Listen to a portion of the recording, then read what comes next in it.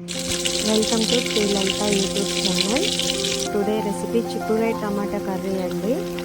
ఉల్లిగడ్డలు కట్ చేసి తాలింపులో వేసుకున్నానండి. పచ్చిమిర్చి, జీలకర్ర, కొంచెం సాల్ట్, ఎల్లిపాయలు వేసి కచ్చపచ్చగా దంచి తాలింపులో వేసుకొని బాగా వేగిన తర్వాత పసుపు వేసుకున్నానండి.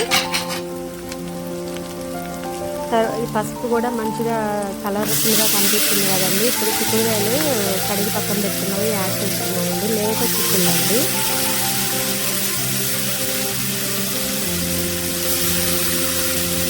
కొంచెం చిక్కుడుకాయలు మనం గిద్దుకునేటప్పుడు పురుగులు ఉన్నాయా లేదా చూసుకోవాలండి. ఎందుకంటే ఇప్పుడు ఫిబ్రవరి నెల రాకముందు మొత్తం కూడా జనవరి నుంచి పురుగులు ఉంటాయండి.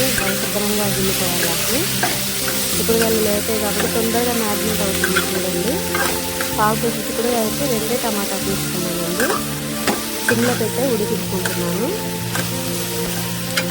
ఒక 50% ఉడికిన తర్వాత పావు కేజీకి నేను 2 టమాటాలు తీసుకున్నానండి.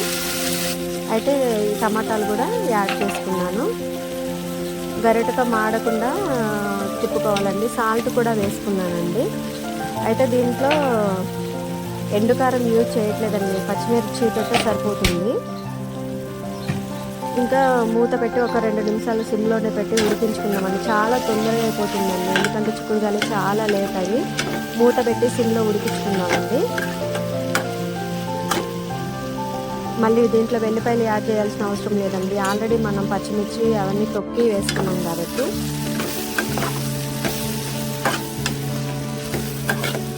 కర్రీ రెడీ అండి. మా వీడియోస్ చూస్తున్నారండి. మా వీడియోస్ చూడండి, లైక్ చేయండి, సపోర్ట్ ఇవ్వండి. కొంచెం కొత్తగా పెట్టుకున్నటువంటి ఛానల్ కదా. రెసిపీ రెడీ అండి almost.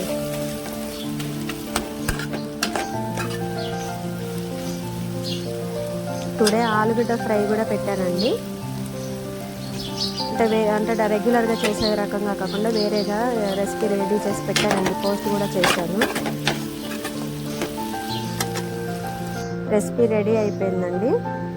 Thanks for watching. Please do like, share and subscribe my YouTube channel.